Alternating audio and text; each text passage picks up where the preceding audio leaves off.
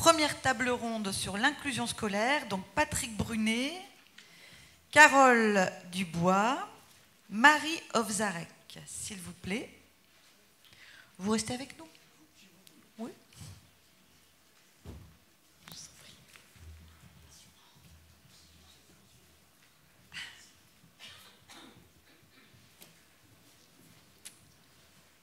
Alors, on va commencer donc avec Patrick Brunet, donc ancien directeur, malgré ce jeune visage, cette jeunesse affichée, du pôle enfance de la Goëlle de la vie active, enseignant avant tout, je pense.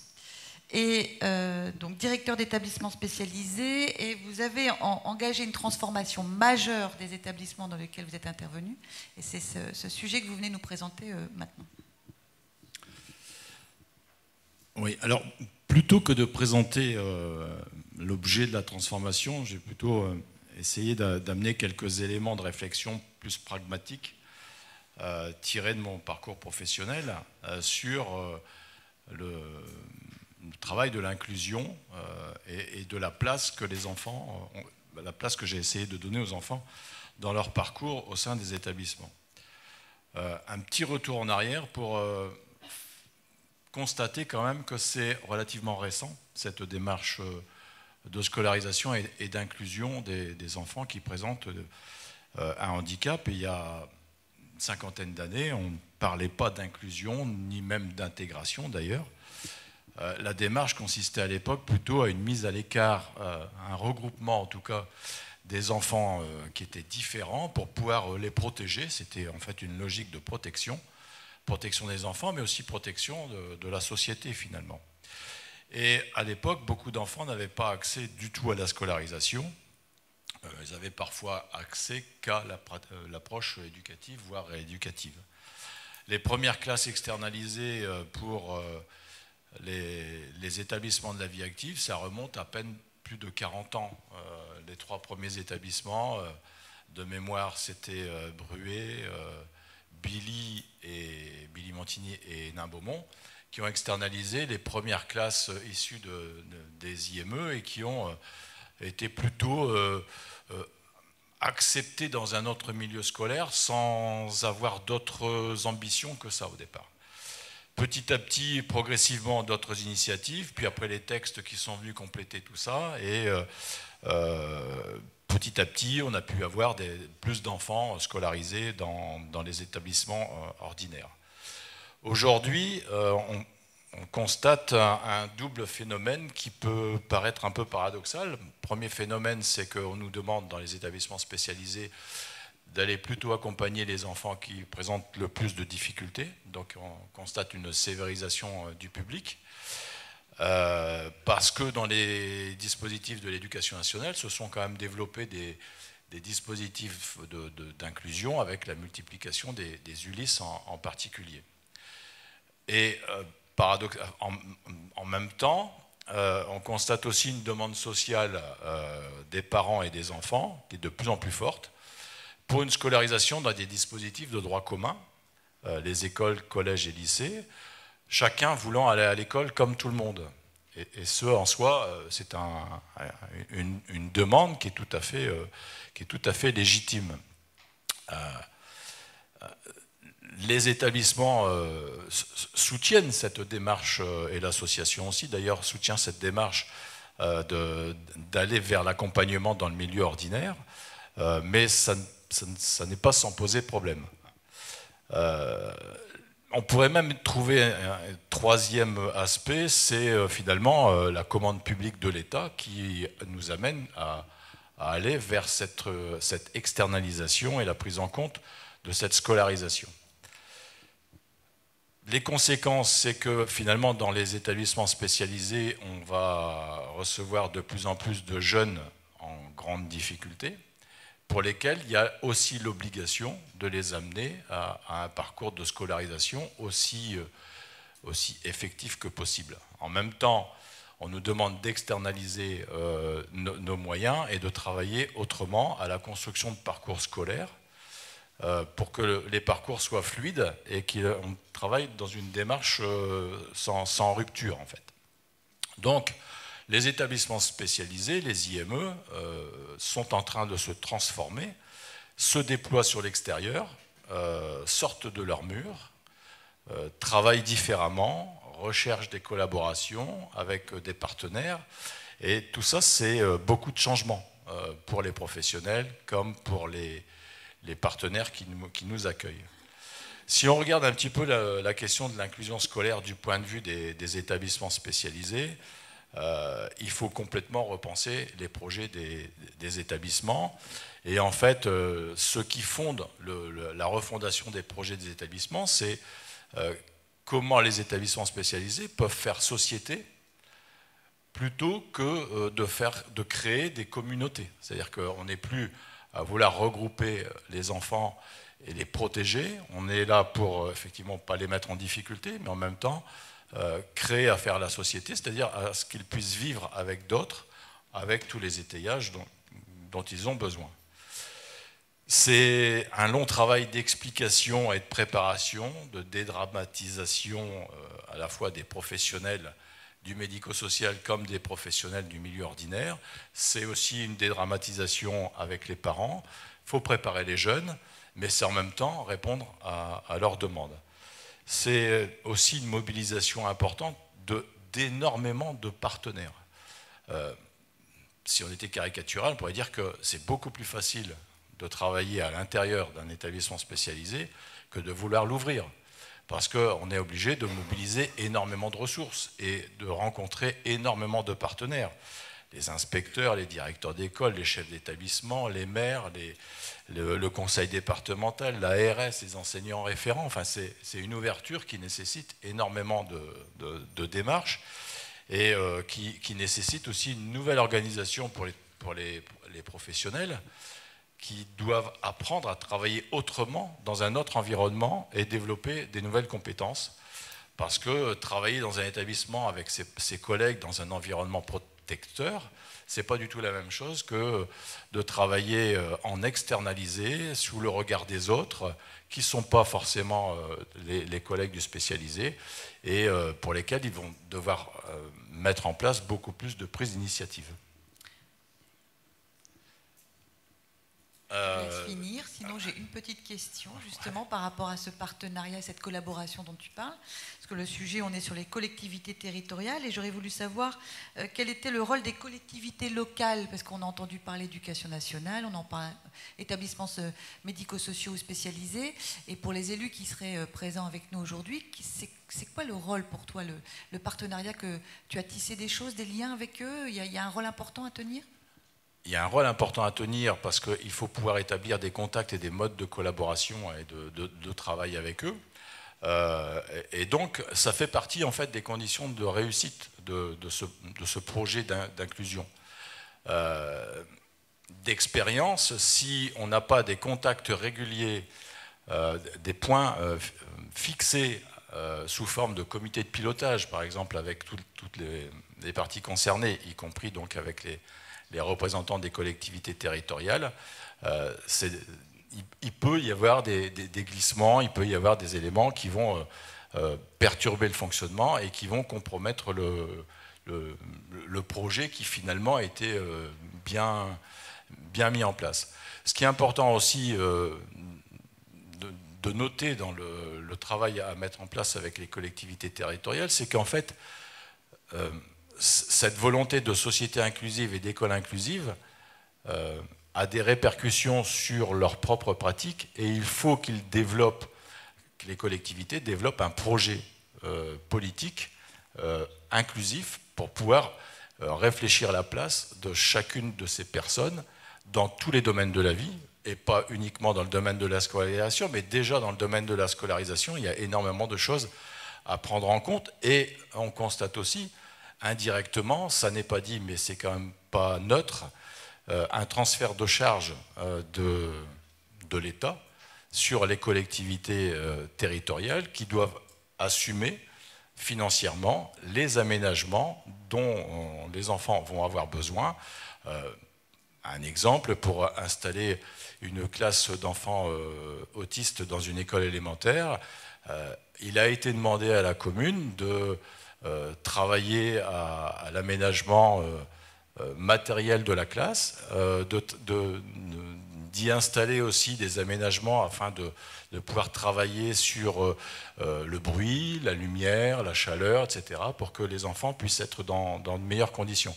Donc ça, ce sont des choix politiques que les collectivités, que les communes ou les communautés de communes vont devoir faire dans les années à venir, enfin dès maintenant en tout cas, pour pouvoir faciliter et favoriser la réussite de ces démarches d'inclusion des enfants qui ne sont pas forcément des enfants de leur commune, hein, qui sont parfois des enfants de plusieurs communes autour. Donc peut-être qu'il y aura à réfléchir en tout cas sur quelle est la dimension géographique territoriale qui sera compétente pour pouvoir construire les aménagements et proposer en tout cas les services pour que les enfants puissent être accueillis dans les meilleures conditions. Bah merci, parce que j'ai ma transition pour l'intervention suivante. Donc, Madame Carole Dubois, vous êtes maire de Lillers depuis juillet 2020, conseillère départementale sur le canton de Lillers. Et quand on a préparé ce colloque, on a parlé des dispositifs que vous mettiez en place, que vous expérimentez, qui parlent de l'inclusion des enfants dans vos structures de droit commun, en lien justement avec ce que venait de dire Patrick Brunet. Je vous laisse la parole. Merci pour l'invitation. L'inclusion est un sujet qui, de manière transversale, doit nous guider dans la mise en œuvre, dans la mise en action de nos politiques publiques. Donc effectivement, je ne suis ni spécialiste ni experte. Je suis simplement le témoin et actrice d'une ville qui se situe au cœur du département, au pied des collines de l'Artois, et qui compte 9 957 habitants. Alors, la ville compte 9 écoles publiques, maternelles et primaires, une école privée maternelle primaire, 2 collèges, dont un classé en REP, qui accueille également les sections Ulysse et SECPA, un lycée d'enseignement professionnel et un lycée d'enseignement général, soit environ une population scolaire qui avoisine les 2600 élèves. Donc j'ai fait un zoom sur les équipements, sur les démarches que mène au quotidien la collectivité. Je vous parlais d'une classe qui est située en quartier prioritaire, donc en centre-ville, classée en REP, Ulysse également, donc c'est, comme vous le savez, c'est le dispositif qui est dispatché, hein, donc dans chacune des classes. Également le RAZ qui intervient sur l'ensemble des écoles de la ville, autant de fois que nécessaire. La ville a également adhéré à la démarche du PRE, le programme de réussite éducative, ainsi qu'au club Coup de pouce, qui vient également en soutien sous forme d'ateliers au langage, à l'écriture, aux mathématiques. Forcément, c'est un financement dédié à la ville, hein. La commune accueille également une maison d'enfants à caractère social, ainsi qu'une maison d'accueil spécialisée qui va s'agrandir d'une aile autisme là bientôt. Le permis de construire a été signé. Alors évidemment, vous parliez de partenariats indispensables. Il est évident que les échanges sont nécessaires avec des établissements spécialisés tels que les IME. Donc pour Lillers, c'est plus particulièrement avec Isberg et Beuvry, la MDS qui est indispensable, le CMP qui trouve aussi place à Lillers, le CAMS, pour n'en citer que quelques-uns. Et prochainement, le pôle communal petite enfance parentalité va ouvrir ses portes. Il accueille donc le LAP, le lieu d'accueil enfants-parents, le relais d'assistante maternelle, la PMI, un coin dédié aussi à la parentalité.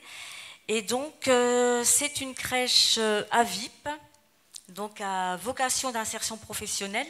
Donc, c'est un dispositif qui se retrouve dans la stratégie nationale de prévention et de lutte contre la pauvreté, et qui, et vous en parliez tout à l'heure, qui permettra donc de garder un certain nombre, de réserver un certain nombre de places aux enfants dont les parents reprennent le chemin de la formation, de l'insertion professionnelle, pour ensuite un retour à l'emploi. Parallèlement, dans ce dispositif, 1 à 2 places sont obligatoirement réservées pour accueillir des enfants en situation de handicap. Alors, nous favorisons également à l'échelle de la commune la voie de l'apprentissage. Actuellement, parmi nos 5 jeunes qui sont accueillis dans nos services communaux, alors ça va de l'environnement à la cuisine, à l'électricité, à la menuiserie, donc 2 jeunes sont porteurs d'un handicap. Et le tutorat est bien formé à l'exercice pour un accueil le plus favorable possible. Quelques chiffres clés qui sont issus d'une analyse des besoins sociaux que nous avons réalisée en 2020 sur la commune. Nous retenons que 70 foyers sont allocataires de l'allocation d'éducation de l'enfant handicapé, soit 4% des familles lilléroises avec enfants, et que par ailleurs, 90 enfants sont couverts par l'AEH, soit un taux de couverture parmi l'ensemble des jeunes de moins de 20 ans, qui représente environ 3%. Alors, ces chiffres sont bien sûr un indicateur qui nous renseigne sur la prévalence du handicap chez l'enfant et le niveau de réponse apporté ou à apporter par la collectivité auprès des familles qui ont un enfant porteur de handicap. Alors, à la question comment se vit au quotidien dans la ville l'inclusion scolaire, je dirais que la difficulté à l'échelle de la commune est sans doute d'apporter toutes les réponses de proximité selon les situations. Soit le handicap ne permet pas une scolarité classique et nécessite bien sûr une orientation vers des structures médico-sociales, ou encore, et c'est encore trop souvent le cas, les bâtiments ne sont pas bien adaptés pour accueillir dans de bonnes conditions l'enfant porteur de handicap. Alors évidemment, il convient à notre échelle d'accompagner les familles qui sont souvent démunies de solutions, et vous le savez, vous qui êtes dans ces métiers, c'est le parcours du combattant. C'est une réalité. Vous l'aviez dit tout à l'heure, Monsieur le Président, pour une bonne prise en charge du handicap dans nos écoles, ça suppose effectivement d'y mettre les moyens humains, les moyens techniques, matériels et les mobilités adaptées, et de former le personnel, de le sensibiliser et de revoir de manière régulière les pratiques. Mais je dirais aussi qu'aux côtés de la collectivité, l'éducation nationale doit créer aussi ces bonnes conditions d'accueil, et nous devons donc nous saisir des nouvelles technologies, vous en parliez tout à l'heure, pour que l'accès soit le meilleur possible. Un petit zoom aussi sur une question qui m'avait été posée sur la restauration scolaire. En dehors des PAI qui sont respectés avec prudence, notamment sur les allergies alimentaires, l'inclusion est à ce niveau, je dois dire, réussie. Nos équipements, tant le restaurant municipal que les cantines qui accueillent les élèves donc dans les écoles des hameaux, ont fait preuve d'adaptation. Donc il en est de même aussi pour nos accueils périscolaires. Effectivement, à partir des propos que nous entendrons depuis tout à l'heure, nous l'avons tous compris aussi que le rôle de la commune est de contribuer et de faciliter le plus possible cette inclusion scolaire.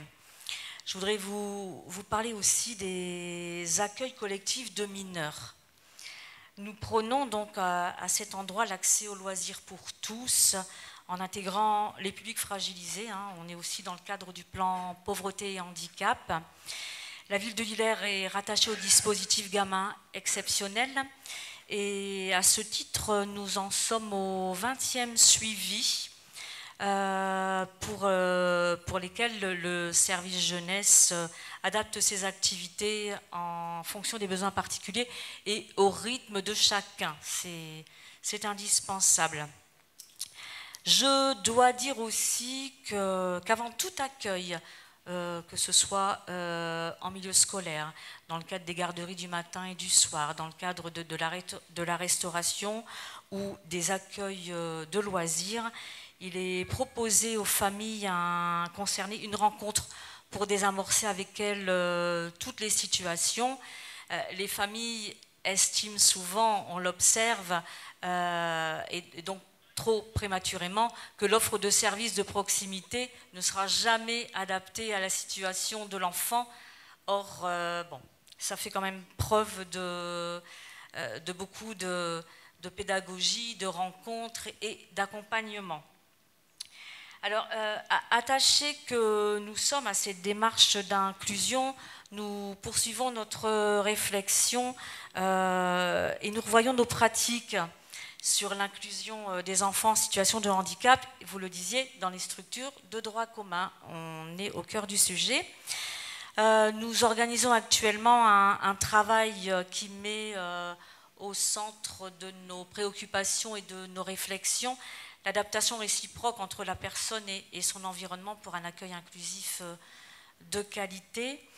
Et nous, bien sûr, à partir de la réglementation et des principes, et de ces principes, nous nous réinterrogeons sur la place que doit trouver l'enfant, quel que soit son handicap, sur l'identification des réponses les mieux adaptées, sur l'intégration des modalités d'accueil dans les projets éducatifs et pédagogiques.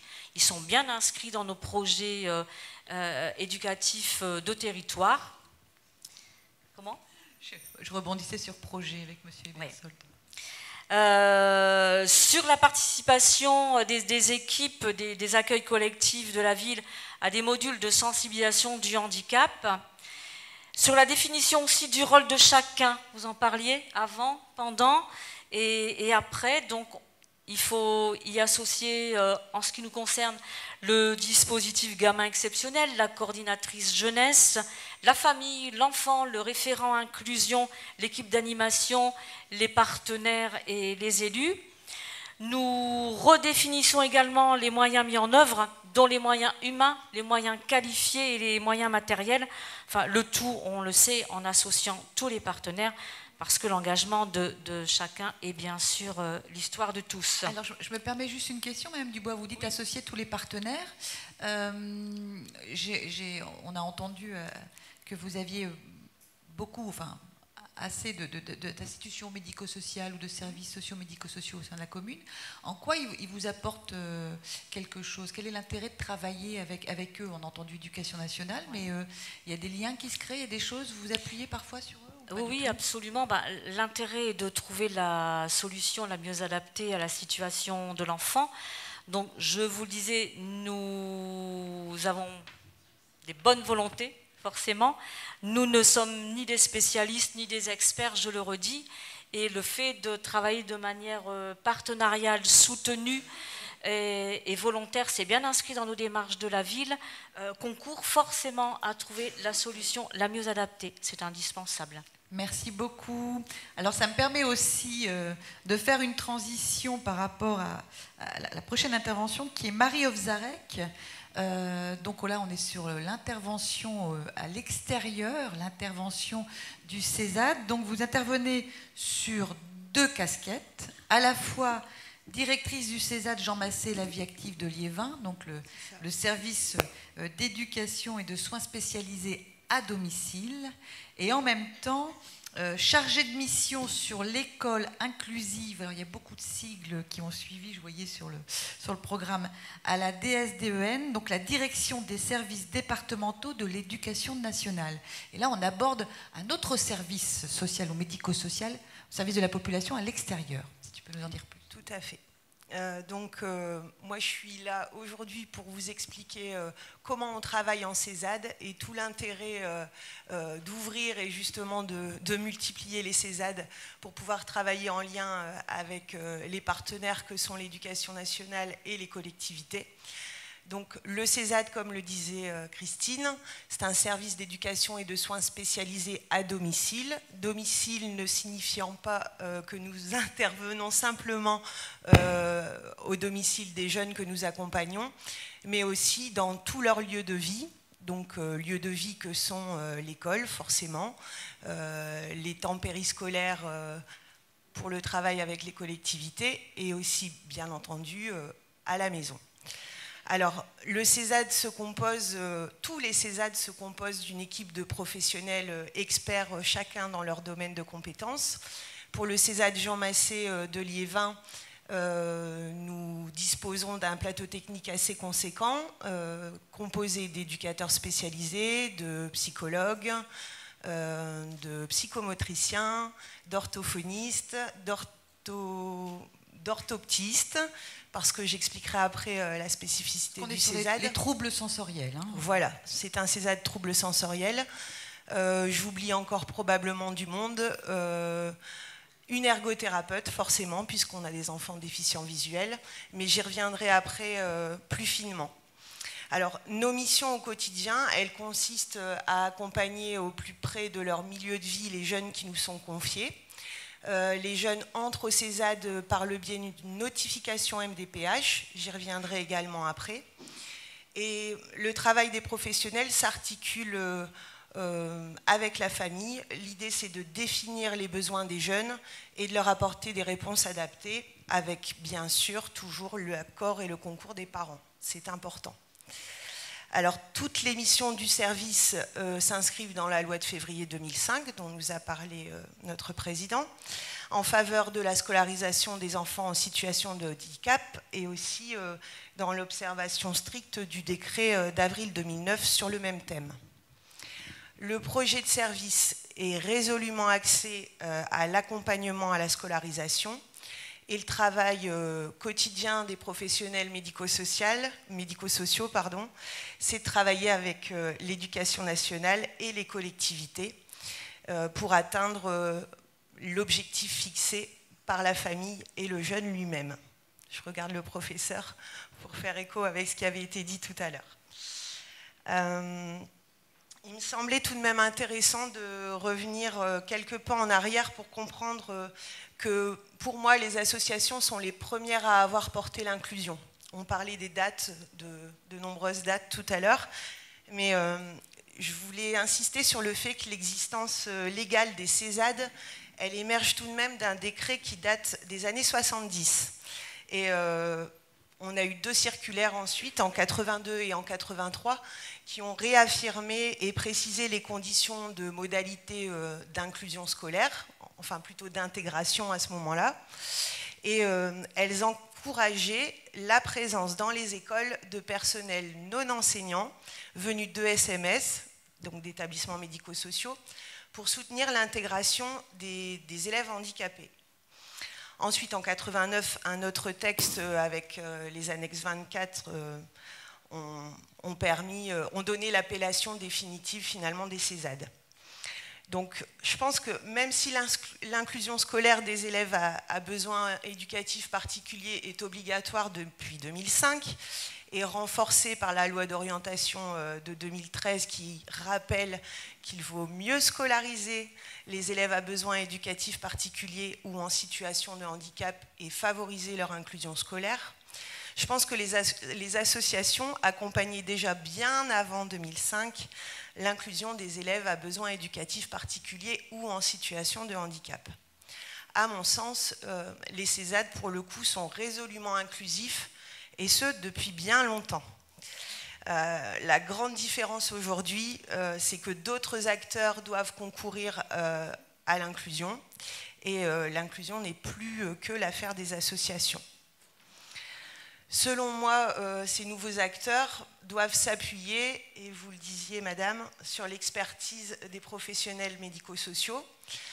Dans mon métier initial, puisque j'étais enseignante également, tout comme Patrick, enseignante puis enseignante spécialisée, en DITEP sur Saint-Venant, d'ailleurs, je vois monsieur le maire. En fait, j'ai eu la chance dès le départ dans mon métier de pouvoir travailler avec des professionnels du médico-social, et je n'ai pas peur de dire qu'ils ont largement concouru aussi à l'apprentissage de mon métier d'enseignante. Donc je pense qu'on ne peut pas faire l'économie de s'appuyer sur leur expertise. Alors je reviens un peu maintenant au CESAD Jean Massé, qui accompagne des jeunes, comme le disait Christine, troubles sensoriels, avec troubles sensoriels, donc troubles des fonctions auditives et visuelles, mais aussi troubles spécifiques du langage et des apprentissages. Donc ce CESAD est implanté sur Liévin. Les professionnels, le plateau technique dont je vous ai parlé tout à l'heure, accompagnent des jeunes qui nous sont confiés par les parents. Ces jeunes ont donc une notification MDPH, et ces professionnels interviennent donc, comme je le disais, sur tous les lieux de vie, à peu près à 30 km autour de Liévin. Alors, qui sont nos partenaires? Je l'ai dit, avant toute chose, la famille, ensuite l'éducation nationale et les collectivités. Je voulais prendre l'exemple d'un enfant déficient visuel que nous accompagnons.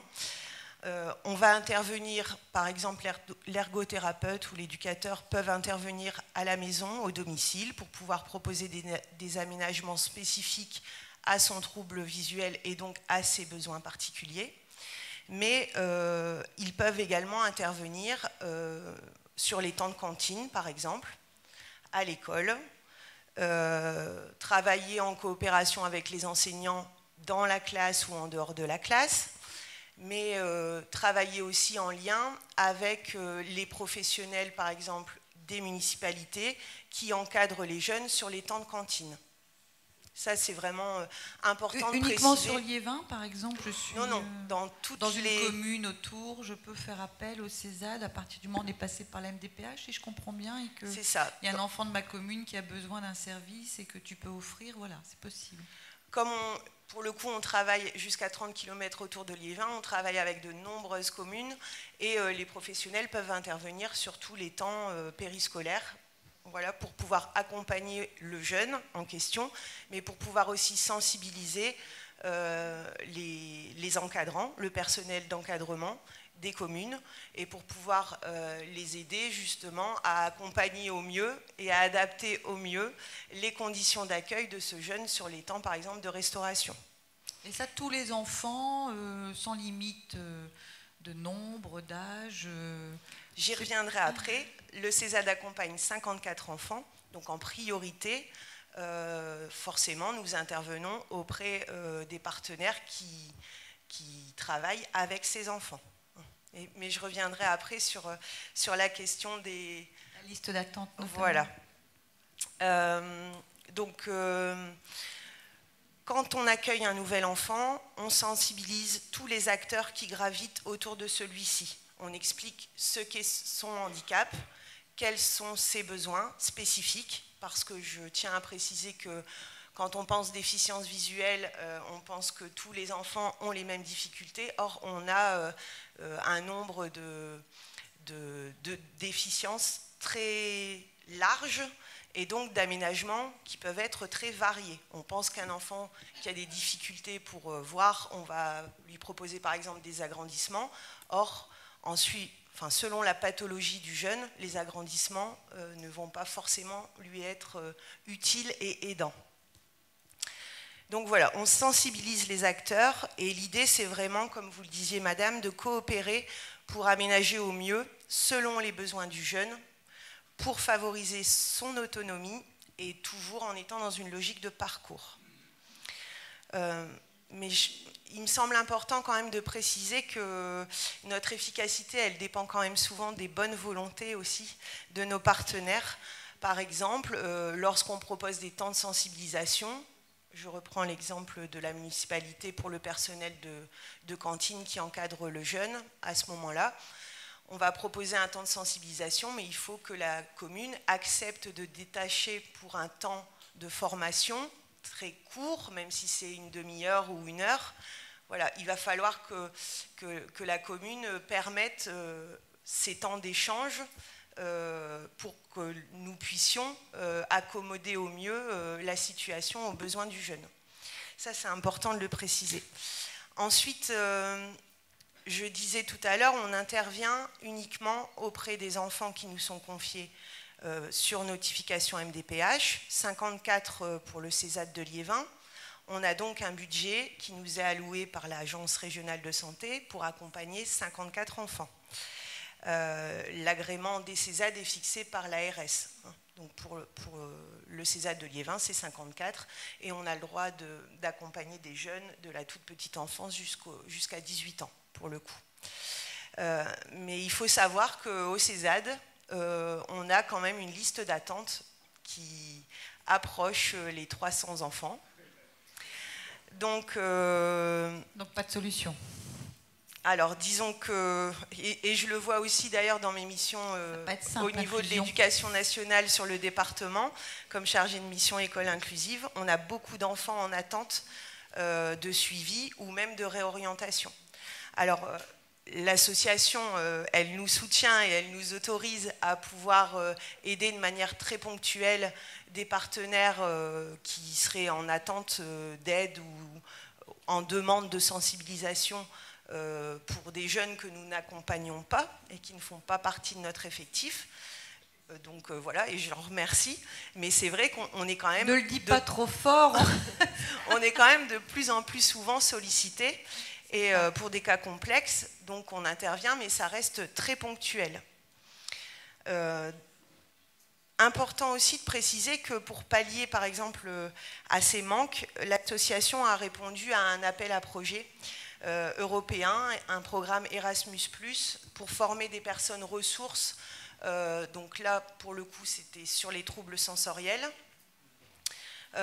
Mais là encore, ça dépend encore de la volonté des partenaires et des acteurs.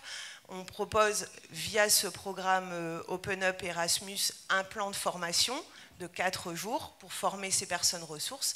Mais il faut que les collectivités ou l'éducation nationale, par exemple, acceptent de laisser partir 4 jours le professionnel pour qu'il puisse être formé et devenir une ressource pour la commune où il travaille ou l'école ou le groupement d'écoles dans lequel il intervient, par exemple. Il y a une formation qui est prévue fin novembre, justement, sur Arras. Donc, éventuellement, si vous êtes intéressé, c'est sur le site de la Vie Active. C'est vraiment devenir personne ressource, un référent sur les troubles sensoriels. C'est ça. On a travaillé à la création de 4 outils avec nos partenaires européens et ces outils, vous les retrouverez sur le site de la Vie Active.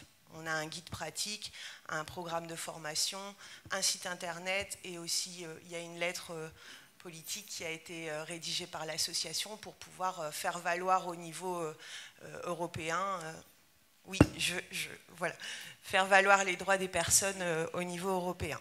Je conclus. Donc, je dirais en conclusion que vous l'avez entendu, hein, il manque vraiment de moyens pour soutenir l'inclusion des jeunes en situation de handicap ou à besoins éducatifs particuliers en milieu ordinaire. Dixit les listes d'attente de nos établissements ou services.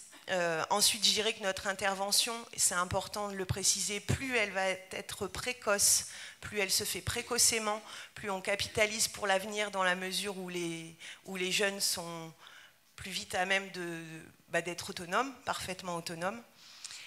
Ensuite, il faut à mon sens s'appuyer sur nos associations et profiter de l'expertise des professionnels pour pouvoir avancer et pour pouvoir progresser. Et puis enfin, je dirais que l'inclusion des personnes les plus vulnérables, elle n'est pas que hors les murs. Et je pense que les établissements médico-sociaux concourent eux aussi à une forme d'inclusion et que voilà, ils ils en sont une. Merci beaucoup, Marie. Alors, on a pris un peu de retard, excusez-moi, mais si vous me permettez encore 5 minutes de discussion sur cette table ronde, Président, parce que M. Ebersold m'a fait remarquer 2-3 choses et j'aimerais qui ne sont pas dans la confrontation forcément sur le CESAD et les IEM. Donc je pense qu'ici on a 2 représentants de ce type de structure. J'aimerais que vous puissiez me dire ce que vous m'avez dit il y a quelques minutes et que éventuellement Marie Ovzarek et Patrick Brunet puissent répondre. Oui, enfin, c'est quelques réflexions là, qui me viennent à l'esprit, parce qu'effectivement, la question de l'accès au droit, elle date des années 60, finalement. Et je crois que l'enjeu, c'est de s'interroger sur l'effet capacitant du travail réalisé. En quoi le travail des CESAD renforce-t-il le pouvoir d'agir, le vouloir d'agir et le savoir-agir des parents? En quoi les formes de coopération développées renforcent-elles le pouvoir d'agir, le vouloir d'agir et le savoir-agir des partenaires?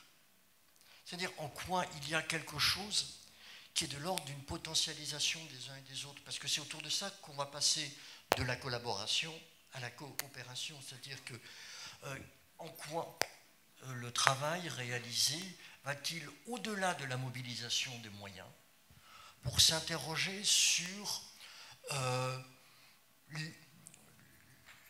les compétences conférées aux uns et aux autres, ce qui se joue dans le travail des CESAD, et c'est pour ça qu'effectivement on parle de partenariat, etc., c'est de co-construire. Et cette co-construction, elle suppose de la part des uns et des autres qu'on y gagne quelque chose.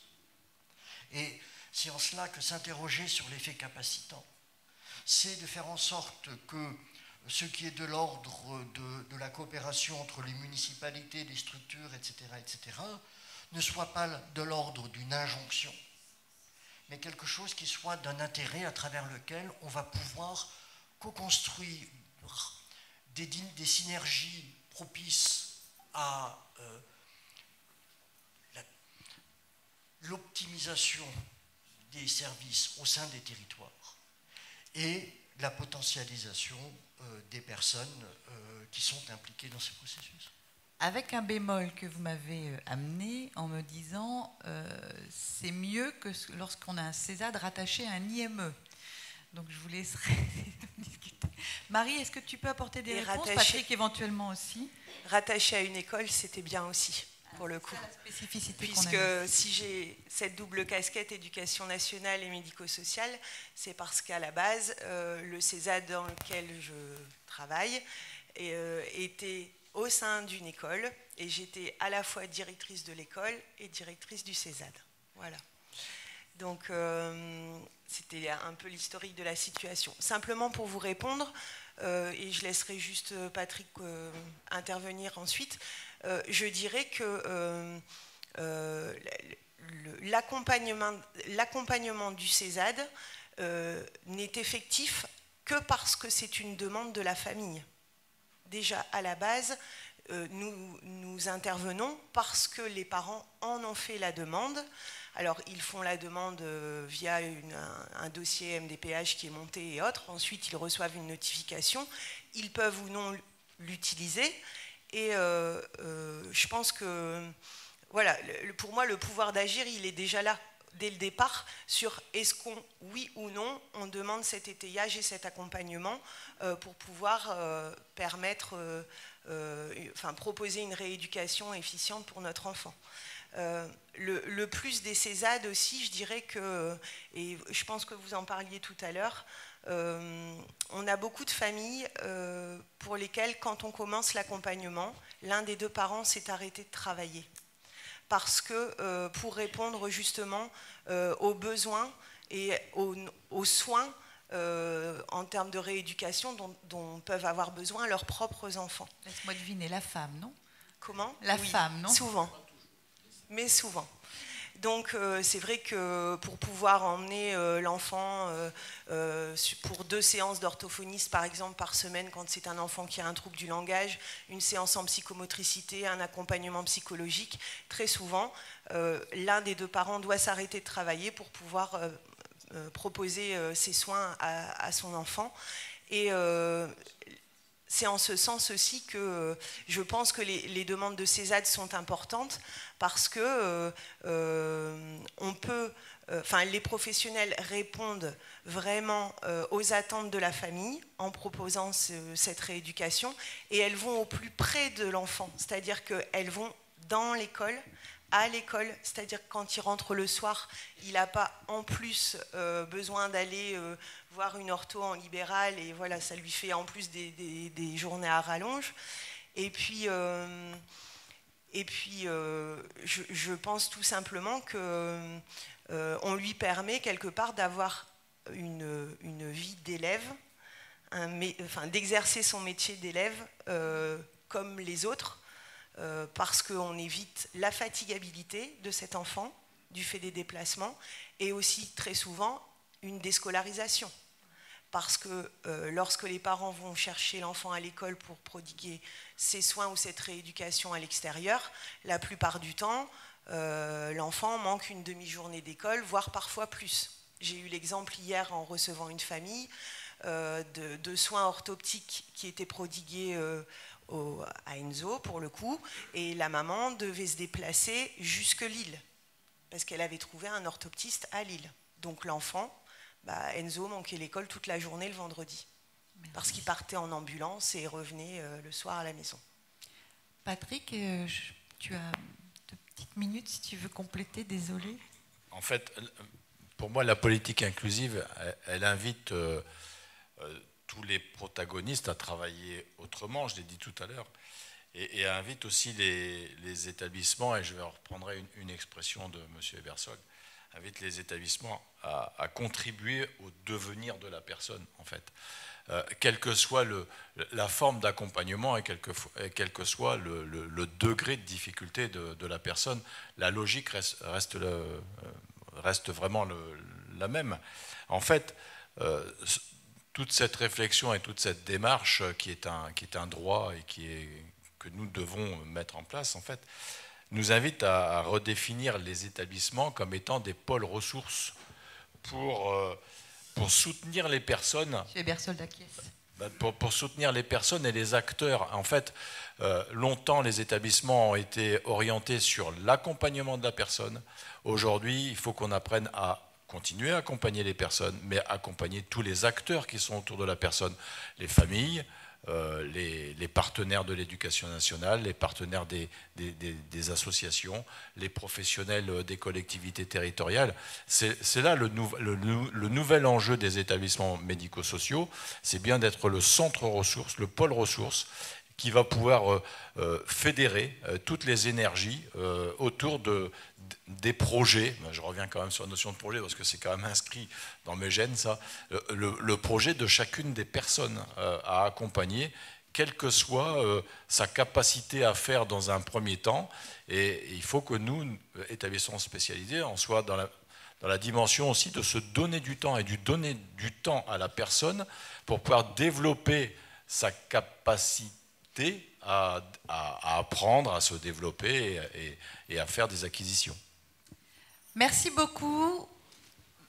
Je pense qu'on pourra continuer et ensuite, peut-être dans des temps plus informels, à voir ce que la Vie Active prendra comme décision sur continuer sur ce type de colloque ou pas à venir, type de modèle. Mais je suis désolée, je suis garante du temps et merci encore.